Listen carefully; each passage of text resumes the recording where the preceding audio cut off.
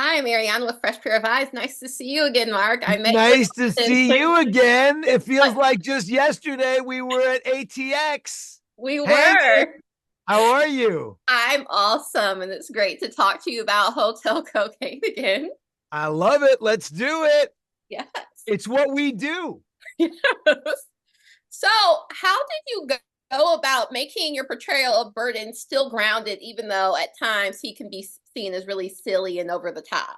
Yeah, thank you for asking that. The truth is that Chris Brancato, who wrote the show, imbued Burton Greenberg with a depth and dimension that in the hands of a lesser writer he would not have. So you have a scene with Rick James who's suffering from writer's block, and I'm trying to impart to him why it's important to me to take care of people like him and help him through his writer's block. And I share that I was that kid who was playing with snails in the outfield during the baseball game, who put his shoes on the wrong feet because he just was different.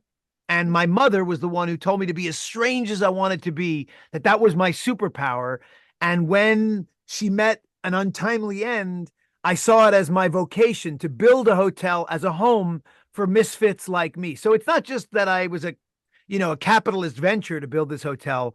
It's personal. So when I get into financial trouble and have to beg my sister to help me out, and when that gets into trouble, I have to go to even more nefarious sources for keeping the hotel alive. It just takes this character into a much deeper and more authentic dimension. But make no mistake, I am always towing that line between the coke-addled hippie crazy Burton Greenberg and the young boy who just wants to be loved and accepted. Yeah, I was going to ask you that. Do you think he is always kind of trying to prove himself that he he really leaning into being this strange kid, or do you think he's still trying to prove himself that he is a worthwhile person?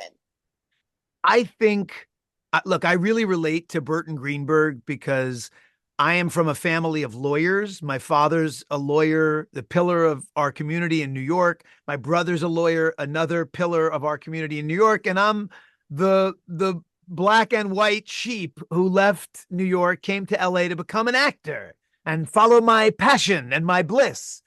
And Burton Greenberg has a very conservative Republican family in Miami who have sugarcane fields in Florida, and who have a fortune. But Burton kind of forged documents, as he says in the first episode, to build this hotel. So through illicit means, and he is kind of a black sheep. So I relate to that, and he's constantly toggling between his addictive world of more, more, more, and his Buddhist, enlightenment, which is detachment and staying, pure and true while also doing coke and dancing with the Mutiny girls.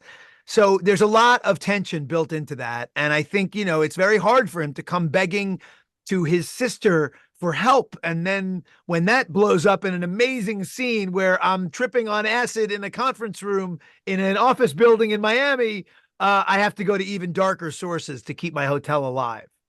Yes.